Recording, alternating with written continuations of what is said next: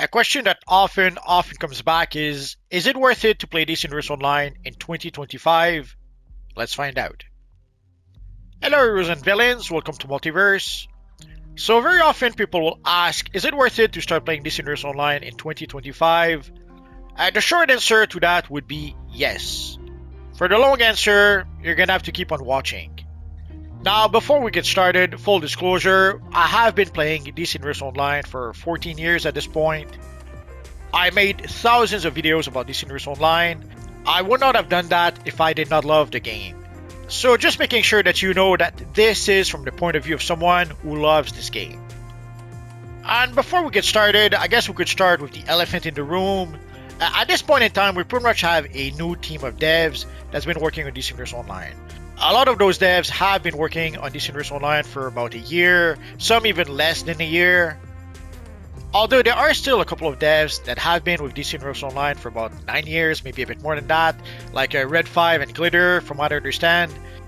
They have been working on DC Universe Online for at least 9 years, as far as I remember. But a lot of the new devs have been with DC Universe Online for about a year and a half. Some of them, not even a year. So in some cases, for people who have been playing the game for 10, 12, 15 years, some of the OG players most likely know the game better than the devs themselves. Also, another elephant in the room, is the game pay to win? The answer is yes and no. At some point, people could argue that the game was not really pay to win, but when they started selling the ultimate mods on the marketplace, the game went straight into pay to win territory. Now, we do get some of those mods for free sometimes, but if you have a lot of characters and if you want to be able to use those mods with your alternate characters, you'll have no choice, you will have to spend at least some money. So for quite a while, it was questionable whether the game was pay to win, but when they added the mods to the marketplace, yeah, the game pretty much became pay to win.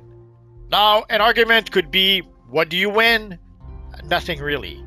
Normally, all the missions in DC Universe Online are a group effort, so if the group manages to complete the mission, what does it matter if somebody had the ultimate mods? If they were able to help the team to complete the mission, everybody wins.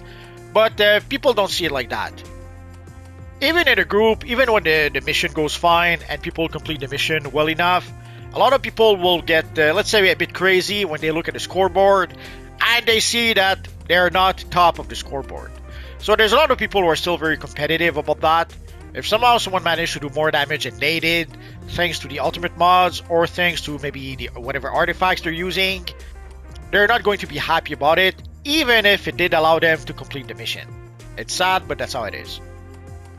So yes, I guess at this point we could say that the game is pay to win, although not really, because at this point they made all the missions, all the DLCs for free. So Raging Night for free, Fearful Day for free, Day of Reckoning for free, and all the missions in the on duty menu, you can play all of those missions completely for free.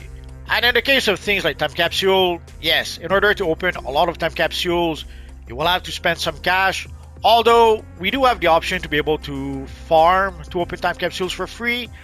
Also, we do get some free stabilizers that will allow us to open at least a few time capsules. For example, at this point, I have 56 stabilizers that I got just playing the stabilizer fragmentation solo. Also, you can play the broker game. So you can purchase the rewards from the time capsules on the broker if you want to. And the same for booster bundle for that matter. When we got the last booster bundle, I did not purchase any of those booster bundle. I got all the toon shaded materials on the broker. So yes, you can pay a lot of money to play DC Universe Online if you want to, but you can also play completely for free if you want to.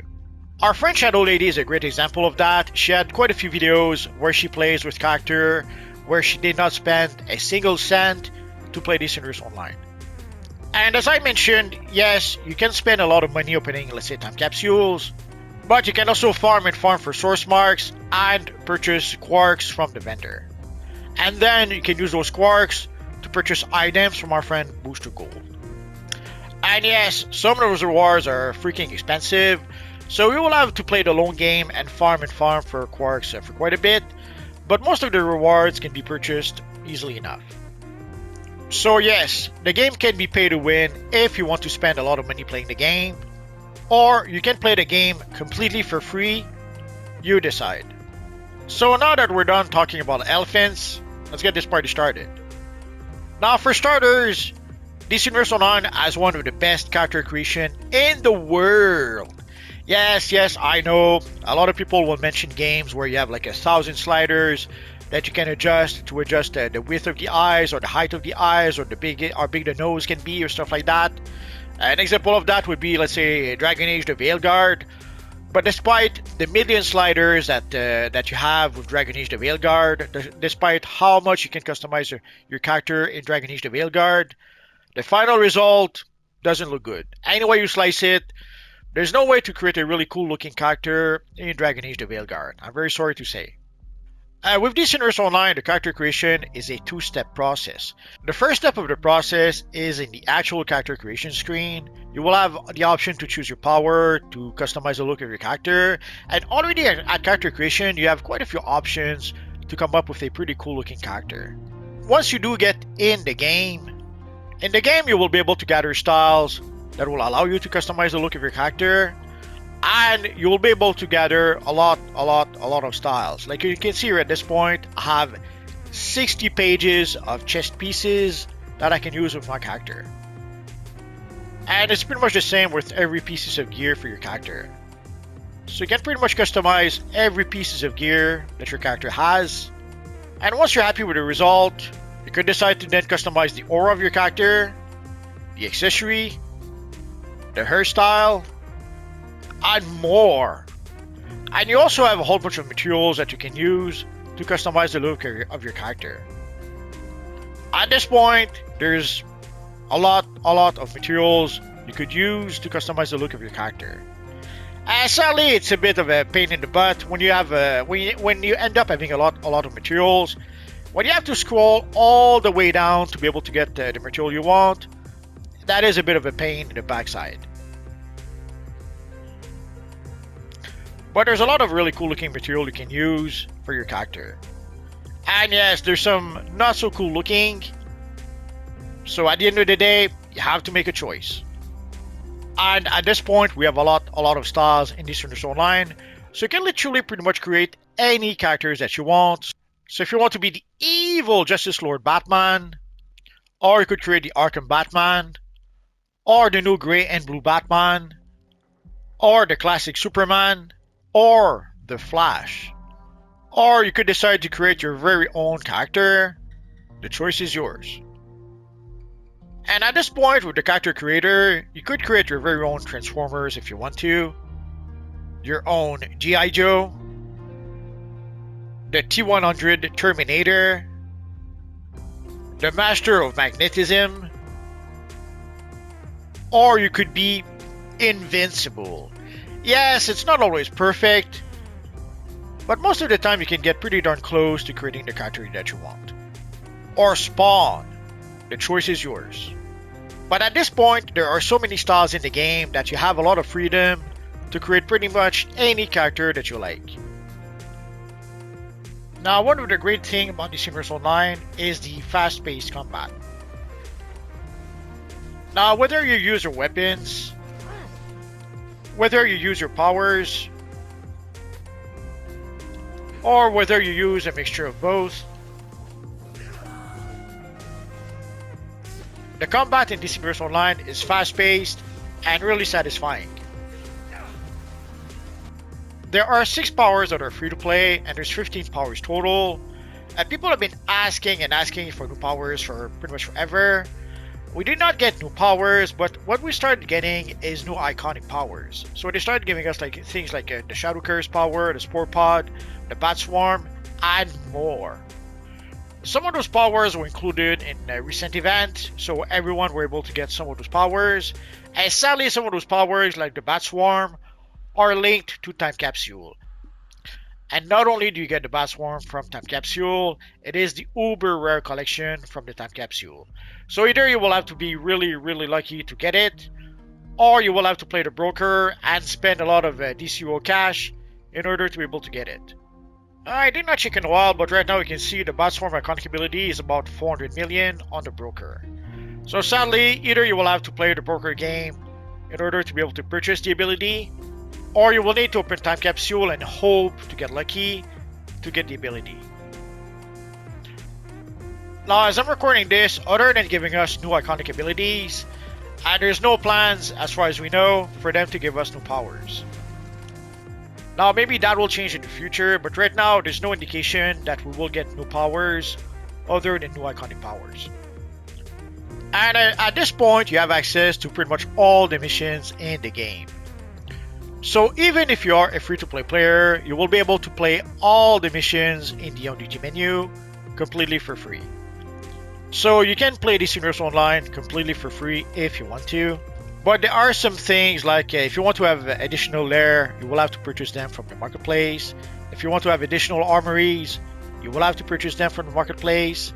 If you want to have a teleporter, and there's also a few base item pack that you can get from the marketplace. So you can play the game for free, but there are some items that you will have to purchase from the marketplace.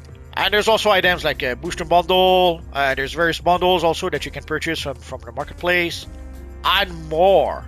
Yeah, I guess we could talk about the Imp Mart while we're there. So there will be some rare items like the mutant skin or the blue metallic chrome material. But sometimes they will also include some not so rare items like the lantern accessory bundle, the magician style bundle. For the forged metal chromo pack, technically you can get it in the game, but it's pretty tough to get it in the game. So you might decide to just bite the bullet and buy it from the marketplace. Now, DC Universe Online has some open worlds that you can explore, like Gotham or Metropolis. Gotham and Metropolis are the bigger open world that we have. We do have some smaller open worlds, and we also have alternate versions of Gotham and Metropolis. Now, we do have Chaos Gotham. We do have Flashpoint Gotham, Cursed Gotham, and more. Not to mention Central City, Titan Island, Thanagar, and more. And some of the latest map they gave us, like Kaznia City. So here we have Kaznia City, which is some sort of an eastern village. And it has something that people had been asking for quite some time. It is a snow landscape. I know it may seem like a bit foolish, but it is something that people had been asking for quite some time. And we finally got it this year. Another map they gave us this year is Mogo. So we had been in the tunnels underneath Mogo quite some time ago, but they finally gave us access to the surface of Mogo with this open world. Now, in the past, they did give us a reskin of Gotham City or Metropolis, but here, even though they did give us another version of Mogo, they did not make a reskin. It's actually a very different version of Mogo that we got here. This is the Grey Lantern version of Mogo, if you will. So you will have quite a few open worlds to explore if you want to, and each of those open worlds does have some solo missions for you to play. There's also usually bounties in those open worlds, and more. So if you are new to DC Universe Online, you will have a lot of content to play. And even if you are a returning player, depending on how long it's been since the last time you played DCUO, you could come back and have a lot of new content. Not to mention also the various seasonals, like right now we have the Christmas seasonal, but there's usually also the anniversary event, the spring seasonal, the summer seasonal, the Halloween seasonal, and more that I failed to mention. Although, full disclosure, at some point they added the evil clamp.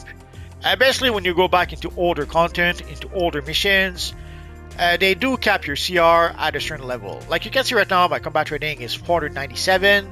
But if I go back, let's say to Central City, so you can see in Central City, my combat rating is 88. If we go to the Earth 3 Gotham, you can see my combat rating is 209. And if we go to the 31st Century, our combat rating is 337. Now they're doing that to fight the power creep, essentially. At some point you become way too powerful for the older content, And sadly, in some cases, it could happen that when you kill a boss too quickly, it could happen that you end up glitching the mission, glitching the boss. So they made that so that you would not be able to glitch the boss. Although, despite doing that, sometimes we can still glitch the bosses, but that's another debate. So sadly, there's a clamp that will reduce your combat rating in older content. The one exception is the latest 3 DLCs. So for example, right now, the Day of Reckoning, the Fearful Day, and the Raging Night. In those 3 DLCs, I will keep my full combat rating. I guess I should probably mention this also. Nowadays, the main hub is the House of Legends. This is pretty much where everyone hangs out nowadays. And it is a hub for both heroes and evil villains. Now, villains still have the Hall of Doom, and heroes still have the Watchtower. But nowadays, people usually hang out in the House of Legends. Or Little Bohemia. Usually a lot of people will hang out in Little Bohemia, either to show off their styles, or to duel. Sometimes in the back, you'll see a whole bunch of people gathered there to duel, but I guess not today.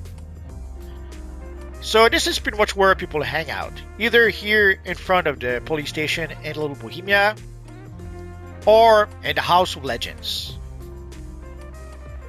Now, one of the changes we had this year was with the artifacts. For quite a while, we had only access to 3 artifacts, but now we have access to 5 artifacts if we want to. And yes, sadly, upgrading an artifact to rank 200 can take a while, so imagine upgrading 5 artifacts. If you just started playing DC Universe Online, I would strongly suggest don't upgrade an artifact to rank 200 just yet.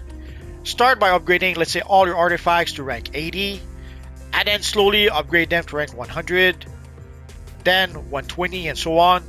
Because it is a lot easier to upgrade an artifact from rank 1 to rank 100 as opposed to 100 to 200. From 100 to 200, it takes a lot of experience. You could upgrade multiple artifacts with those experience. So if you want to be able to have 5 artifacts early on, I would say upgrade your artifacts only to rank 80. And then once you have your 5 artifacts to rank 80, then start upgrading your artifacts to rank 120, 140, 160, and so on. Sadly, to be able to get all your artifacts to rank 200, you will have to play the long game. It's sad, but that's how it is. Although, once in a while, we do have a double Ant Metal XP, so I would strongly suggest save up your Ant Metal. Like, one of the things people often tell me is multiverse, you have too much stuff in your inventory. But here you can see I am saving up my Ant Metal for the next time that we do have a double Ant Metal XP. So that is one trick to try to speed up the process of ranking up your artifact, at least a little bit. And for the artifacts, you have to see your friend John Constantine. So he's the one who basically is selling you the catalyst for your artifacts, but also he can sell you all the artifacts in the game. And they've added a little something some time ago. They've added the WolfPack artifacts. Sadly, a WolfPack artifact, if you pay the full price, it'll cost you $100. Ideally, you're going to want to wait for a sale to buy it for cheaper. But once you purchase the WolfPack artifact and rank it up, you will be able to redeem it for every single characters on your account.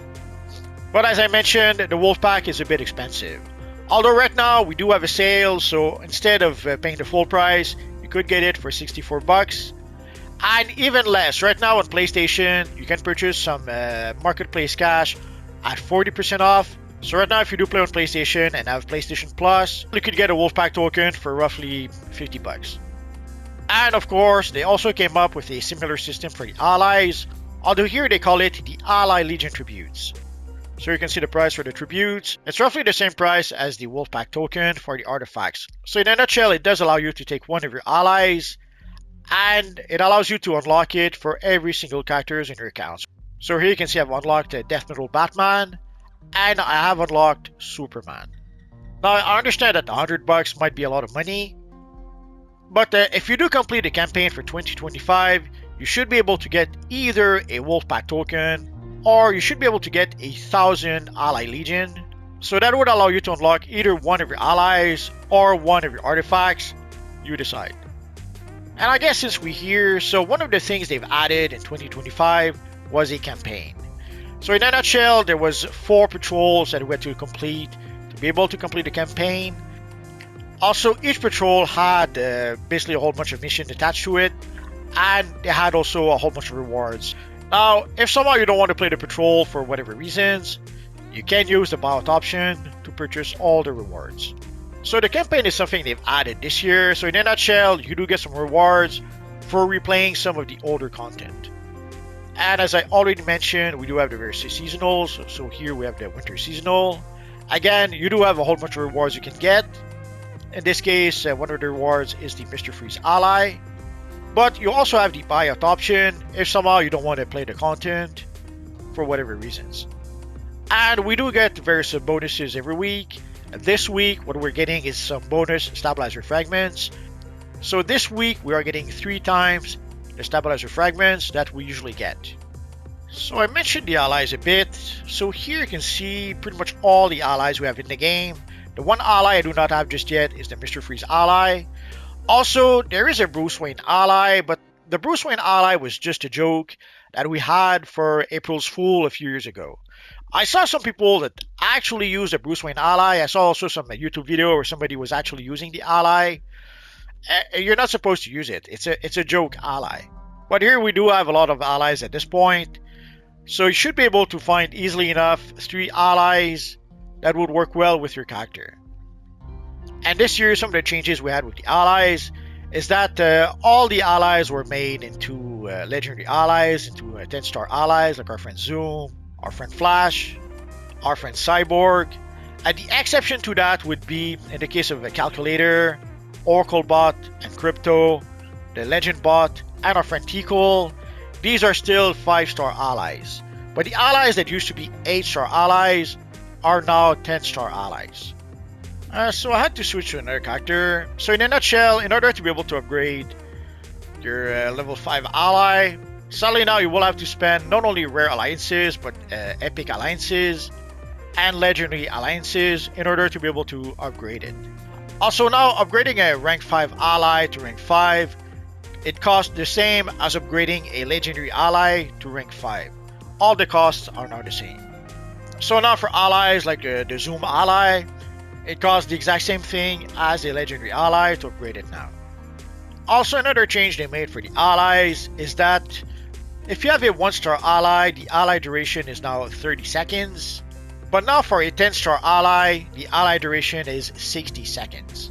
So the more you rank up the ally, the longer the ally will stay in battle. So in a nutshell, the allies will stick with you longer, and they'll fight by your side for 60 seconds once you rank them up. My heart beats only for metal. Also, I guess we could mention the changes to the Henchmen. So now this year they started giving us Elite Henchmen. The first batch we got were the Hazmat Henchmen we got for the Spring Seasonal. In a nutshell, the Henchmen sticks around longer and are more powerful than the regular Henchmen. So it started with 3 Hazmat Henchmen we got for the Spring Seasonal. Then we got 3 Lantern Henchmen later down the line. And the last batch we had was a bunch of 5 evil zombies that fights by your side. And also one more thing is that with the Elite Henchmen, you no longer need to pay for the mainframe. And alongside the Henchmen, there's also some Elite Orbital Strike that was added to the game. Once more, for the Orbital Strike, you no longer need the mainframe, so you're not going to have to pay 7 source marks for the upkeep on the mainframe any longer. The first Orbital Strike we got came from the Amazon, Absolute Amazon Time Capsule, but the next Orbital Strike we will get comes from the 4th Patrol, so the Elite Orbital Strike does a bit more damage, and also sometimes there's other abilities. In this case, it will also knock down enemies. Now we can only assume that we'll get more Elite Orbital Strikes in the future, or Elite Henchmen in the future. I guess we're gonna have to wait and see. And sooner or later, I wouldn't be surprised if they do give us an Elite Supply Drop. Again, we're gonna have to wait and see. Also, you may have noticed, so in a nutshell, in the past year we got 3 DLCs. We got the Day of Reckoning, which started in January. We got the Fearful Day, I think in May, June, around that time. And then we got the Raging Knight in September. Sadly, since the House of Legends, we were getting 2 DLCs per year from DC Universe Online, and 2 DLCs, that is not enough content. Sadly, in order to be able to do it, they had to do a few things, and one of the things they had to do was they started giving us flashback content. So they're giving us some of the older content as new missions in order to be able to give us 3 DLCs per year. Also, another thing they did is that the mission for the alert and the mission for the raid is the same mission, just that there's one version for 4 players and one version for 8 players. There's even a solo version when you first play the DLC. So that was how they were able to give us 3 DLCs this year by reusing a lot of content. So the good news is that they were able to go back to giving us 3 DLCs per year. The bad news is that they had to reuse a lot of assets to do that. So the first DLC we had this year was the Day of Reckoning DLC. Again, they gave us a really nice open world. Yeah, there was quite a few issues early on, but they were able to fix most of the issues as far as I can tell. Although with this DLC, it became obvious that they were trying to increase playtime, and sadly they were trying to do that a bit artificially. In a nutshell, when you start the DLC, there's a pretty long quest line that you have to do before you can get access to the whole DLC. The quest line takes roughly an hour of gameplay. Sadly, a lot of that hour was spent going back to the pub. In a nutshell, you would have to go to the pub. You would have to talk to Constantine or one of the NPCs here. And then you would go out and play your mission. And then they would say go back to the pub. So you would go back to the pub, talk to someone here, and then you would go back to the open world. So a lot of time was spent going back to the pub. It was an obvious attempt to try to artificially increase the playtime. People did not like that so much. So sadly, this is one trick that they tried to use to try to increase playtime by having us come back to the pub over and over again. Another trick also they've used is they started giving us escort missions. So when you play the Kaznia Alert or the Kaznia Raid, there's a part of the mission where you have to escort Ghost. But there's nothing you can do about that. And early on, the Ghosts were walking very slowly. So those missions took forever. Luckily, enough people were not happy about it, and eventually they did speed up the speed at which the Ghosts were going. But early on, it was a bit of a torture. And again, it was obvious that they were trying to do that to increase playtime. Now, it probably didn't work because they were pretty quick to change it. I would assume that people were just not playing the content, so they had to make some adjustments. Also, another thing they did is that they spread the NPCs all over the map. So you had some NPCs here in the pub, but you also had a whole bunch of NPCs all over the map. So you had Zetan over here. You had our friend Atrigan the Demon. Like, Atrigan was over here giving out a quest. And over here at the other end of the map, we had Deadman. And we had the Mayor that was also giving us a quest over here. So basically you had to travel all over the map to be able to get all the different quests. And they did something similar with Mogo. So with Mogo again, you had to play a quest, an introduction quest that would last roughly an hour. But at least this time, they gave us the option that once you actually did play the content with one of your character, then you could skip that introduction mission with all your alternate characters. Although once more, we had some NPCs over here giving out some quests. So we had Kilowog all the way over there giving a quest. And at the other end of the map, you had a few other quests. So once more, they've spread all the NPCs all over the map. Again, most likely an attempt to try to increase playtime, because all the time you spend traveling from John Stewart to John Stewart, or to St. Walker, or to Kilowog, that does increase playtime, but it's not fun playtime. It's playtime where you travel from one point to another, just for the quest givers. And then they gave us Mournful Mogo. So once more, there is a mission that you have to play to start the DLC. There's an intro mission that lasts roughly an hour, maybe a bit more. And then afterwards, you have to get the missions from the various NPCs. And this time, I don't know if it's a happy accident or if they finally did learn from DLC to DLC, if they finally came to realize that you have to keep all the quest givers in the same place, because that is what they did. So Kyle Rayner is here. Refugee Group Alpha has been evacuated. Well done. So Carol is here.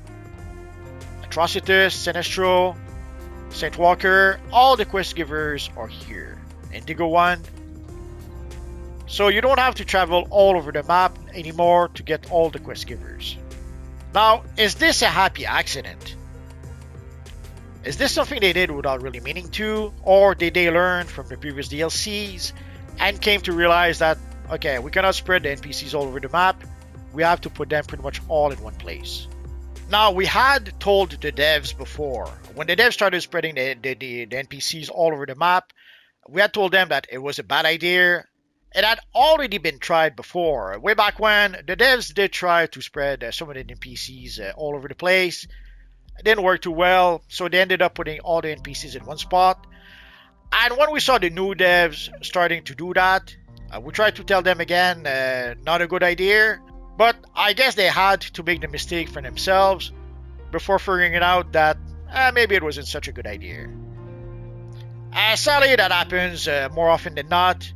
Sometimes when you get new devs, when you get a new team of people, they will repeat mistakes that the old team already did.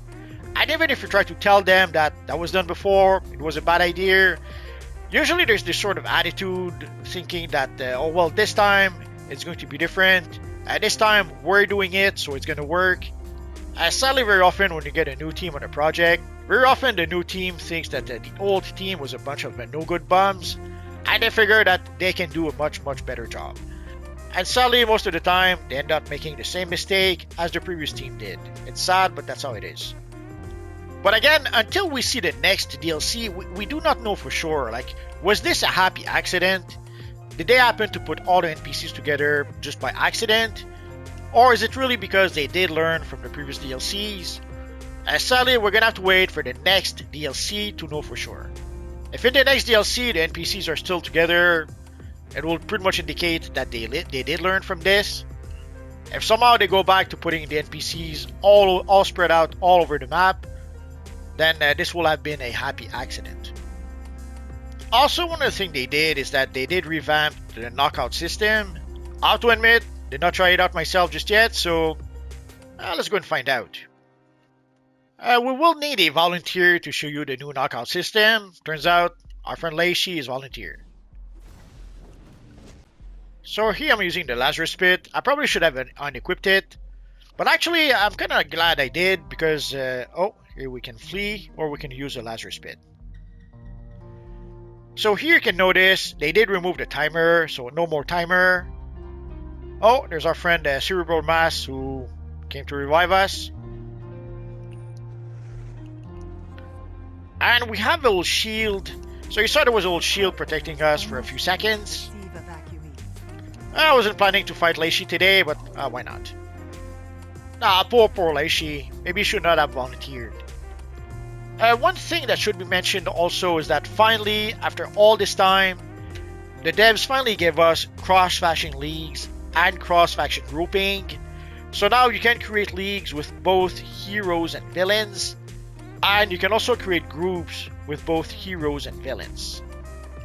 Now, when the devs gave us the House of Legends, we could sort of expect that they would give us the option to be able to group both heroes and villains together, but dang, it took quite a while before they got around to doing that. But now, even if we are a hero character, if you want to be able to play with evil villains, now we can. And there were also changes made to the broker. So in a nutshell, we had a broker revamp. Now sadly it puts everything in order by press Ascension by default. Personally, I kinda hate that. I always switch it back to name Ascension, but what can you do? And they've also made some changes to the pricing system. So now you can put an item for sale for almost $1 trillion if you want to. And also they've changed the broker fee. Now you still pay the broker fee when you sell an item, but you only pay the broker fee after selling the item. Now way back when, I had mentioned that since people don't need to pay the broker fee, they would use the broker as bank. And as you can see, that's exactly what's happening. But at the time when I did mention that, people said I was crazy for saying that. So you can see your pages and pages and pages of extra materials. I'm not sure who needs that many extra materials, but there we go. Now, a question that often comes back is the game dead? The answer is no, absolutely not. But obviously, if you're trying to play PvP, at this point, DC Universe Online is pretty much a PvE game. There's not a lot of people playing PvP anymore. So you're gonna have to get people together, you're gonna have to make groups in order to be able to play 4 versus 4, 5 versus 5, 8 versus 8 PvP. Also, depending on the servers you play on, if you play on Switch, yes, on Switch, there's not a lot of players that do play on Switch. So if you do play on Switch on a Saturday night at midnight, yeah, there probably won't be a lot of people playing. From what I understand, Xbox does have more players than Switch, but the lion's share of the population is really on PlayStation and PC. And of course, there's a lot more heroes than villains playing the game. So if you are a hero who play on PlayStation in the US, you play where there's the biggest population to play DC Universe Online. But if you were to play as a villain on Switch on the EU server, yeah, there's probably not a lot of players that are playing villains on that server. So depending on the server, depending on the platform, you might be thinking that DCUO is dead, but I can assure you it's not. Now, what does DCUO plan for the future? Sadly, the truth is we do not know. Sadly, one of the things about the new devs is that they don't tell us anything. So whatever future plans they have concerning DC Universe Online, they're clearly not sharing those plans with us. We know that they are working on a new producer's letter. The only question is when will we get it? Will we get it next week? Next month? Sadly, we do not know just yet. Now, we do know that around the time that we got the House of Legends, basically the DCUO had renewed the license for DCUO for about 10 years. So we knew that we were going to have DC Universe Online until 2030, 2031. We knew that they had a 10-year plan at the time. I guess we're going to have to wait and see. So if you are worried that DC Universe Online might shut down next week, next month, I would say you don't have to worry about that. By any indication, there seems to have been some growth with DC Universe Online. Sadly, we don't know how much of a growth. Like, we were told that there was some growth across the board. So that means a growth in player base, a growth in monetization, and probably some other growth I failed to mention. So if you are worried that DC Universe Online won't be here next week, don't worry about it. So there you go, guys. So this was DC Universe Online in 2025.